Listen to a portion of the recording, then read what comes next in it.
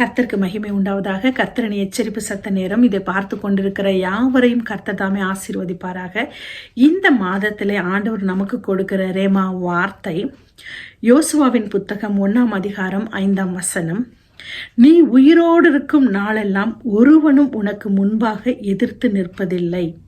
நான் மோசையோடு இருந்தது போல நான் உன்னோடும் இருப்பேன். நான் உன்னை விட்டு விலகுவதும் இல்லை, உன்னை கைவிடுவதும் இல்லை. ஆமென்.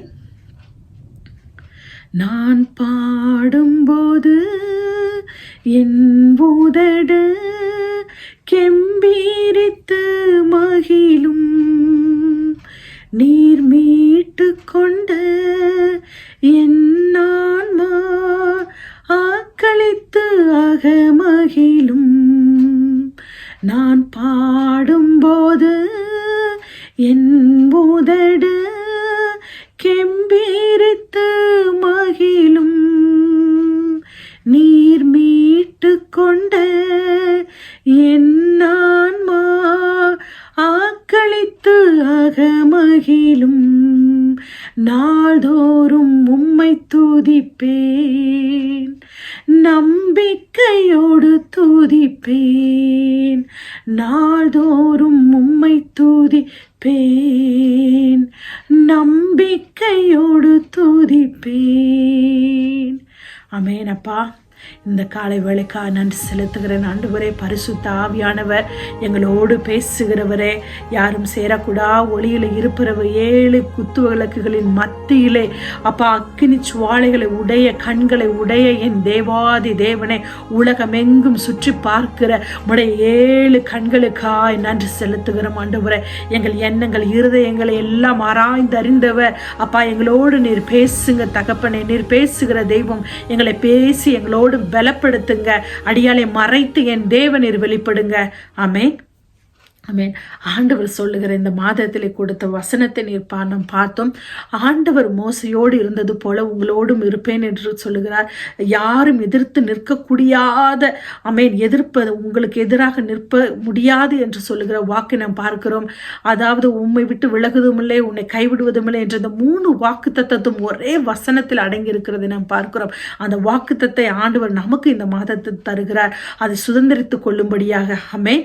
மோசே எப்படி எடுத்துக்கொள்ளப்படும் பொழுது ஆண்டவர் உன்னுடையது முடிந்தது, அந்த உன்னுடைய அபிஷேகத்தை யோசுவாவுக்கு கொடுக்கும் பொழுது யோசுவா மீது கரத்தை வைக்கும் பொழுது அந்த அபிஷேகம் யோசுவாவின் மீது வருகிறது. யோசுவா நினைத்திருக்கலாம், தனக்கு வனாந்தரத்தில் விடப்பட்டதை போல மோசைக்கு பிறகு நினைத்த பொழுதுதான் ஆண்டவர் இந்த வார்த்தையை கொடுக்கிறார். இதே போல நம்மளோடு இருக்கிறவங்க, குடும்பமா இருக்கட்டும், வேலையா இருக்கட்டும், எந்த இடத்துல யாரை நாம் நம்பினமோ அவர்கள் நம்மளை கைவிடும் பொழுது, அவர் இல்லாத பொழுது, நாம் தனியாக விடப்பட்டதை போல உணரும் பொழுது ஆண்டவர் இந்த நாளில் உங்களை பார்த்து என்னை பார்த்து சொல்லுகிற வார்த்தை, நான் மோசையோடு இருந்தது போல உன்னோடு இருப்பேன் என்று சொல்லுகிறார், கைவிடுவதில்லை என்று. ஆமென். அப்படிப்பட்ட வாக்குத்தத்தத்தை நமக்கு தருகிறார். ஆமென். இந்த தனிமையின் நிலைமையில தான் நமக்கு ஆண்டவர் உன்னை கற்றுக் கொடுக்கிறார். நம் மூலமாய் செய்ய நினைக்கிற காரியத்தை அவர் செய்து முடிக்கிறார். நம்மளை பலப்படுத்துகிறார். நமக்குள்ள இருக்கிற பலத்தை அவர் உருவாக்கி கொடுக்கிறார். நமக்கே தெரியாது என்ன என்று இருக்கிற அந்த ஒரு பலத்தை ஆண்டவர் இந்த மாதத்திலே ஆமாக்குள்ளா இருந்து வெளிப்படுத்துகிறார். கிதியோனோடு இருந்தவர் அந்த பலத்தை காட்டுகிறார். ஆமென். நமக்குள்ளா இருக்கிற பலத்தை அவர் அறிய விரும்புகிறார். ஆமென். இன்னும் நம்மை நம்புகிறார். இந்த ஓடுகிற ஓட்டத்தில் நீங்கள் உங்களை நம்புகிறீர்களோ இல்லையோ, ஆண்டவர் நம்மளை நம்புகிற உங்களை நம்புகிறவராய் இருக்கிறார். ஆமென். இந்த தனிமையின் பாதையிலே ஆண்டவர் உங்களை கொண்டுதான் பெரிய காரியங்களை செய்து முடிக்க முடியும். ஆமென். அவர் சொல்லும் பொழுது மோசைக்கு ஆண்டவர் அவர் மோசை போன பிறகு உங்களை யாராவது புரிஞ்சுக்கணும் அப்படின்னு நீங்க நினைச்சிட்டு இருக்கலாம், என்னை யாருமே புரிஞ்சுக்கலையே, நான் என்ன பண்றதுன்னு.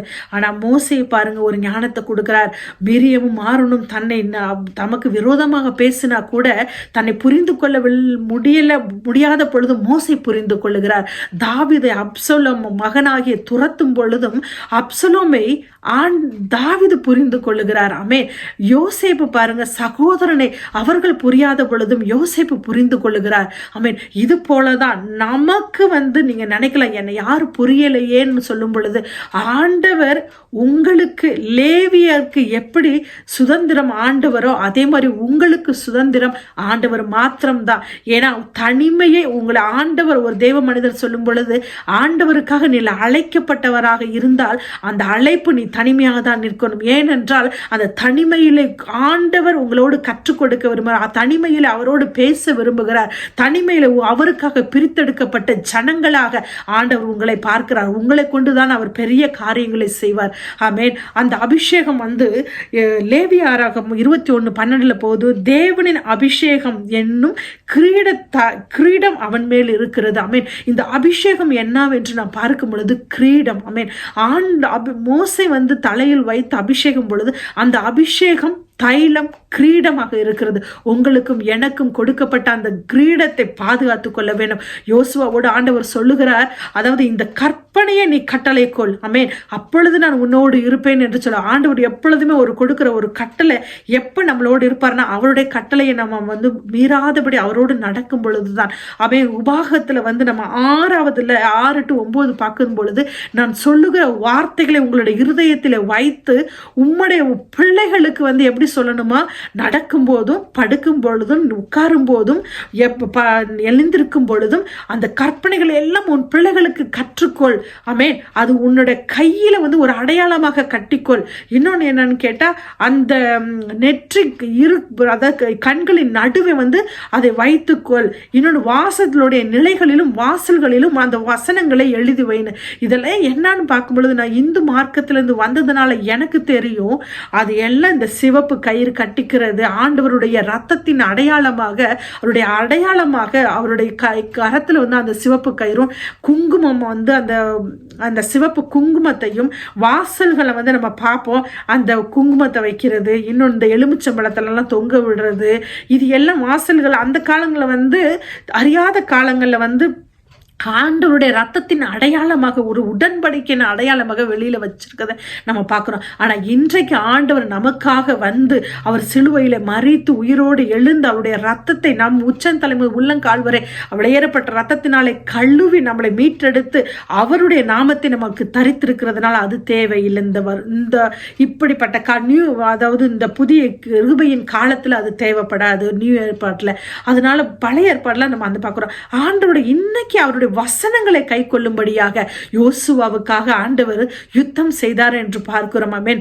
எமோரியரை அவர் ஒரு தனி மனிதனின் சொல்லை கேட்டவர் ஆண்டவர்.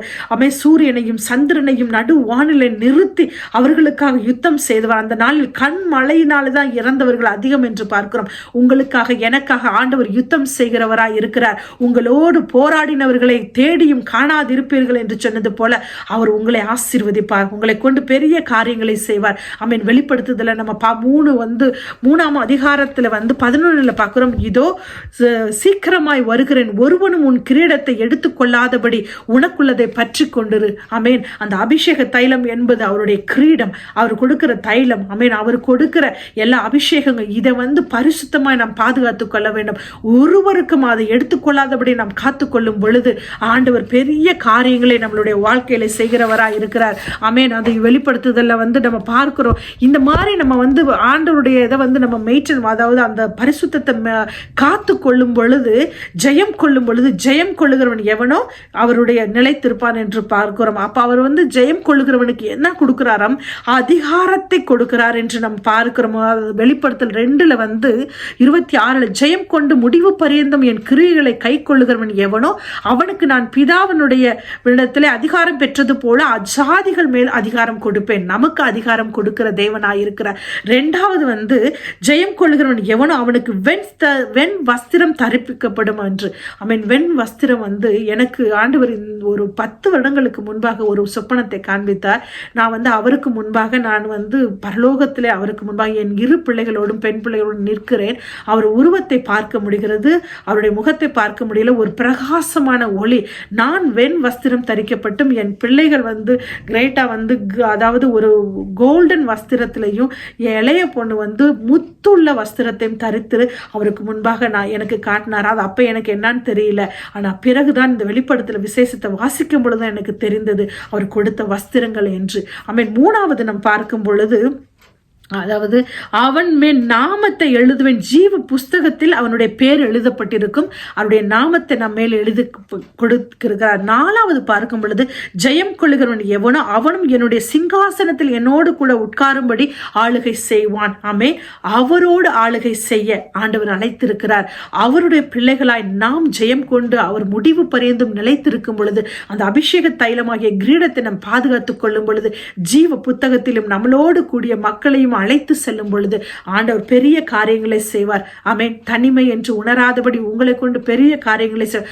அவருக்காக நிற்கும் பொழுது உங்களையும் உங்கள் பிள்ளைகளையும் தலைமுறையாய் அவருடைய பிள்ளைகளாய் மாற்றி அவருடைய ஜீவ புத்தகத்தில் எழுதும்படியாக பரலோகத்திலும் பூலோகத்திலும் அவருடைய நாமத்தை உயர்த்துகிற பிள்ளைகளாக, சகலத்திலும் உயர்ந்திருக்கிற பிள்ளைகளாக, சத்ருவை ஜெயிக்கிற பிள்ளைகளாக அவர் மாற்றி கொடுப்பார். ஆமென். எல்லாத்திலும் அபிஷேகம் உள்ள பிள்ளைகளாய் வாழுவோம் நாமும் நீங்களும். ஆமென். கர்த்தர் தாமே இந்த வார்த்தையை ஆசீர்வதிப்பாராக. God bless you.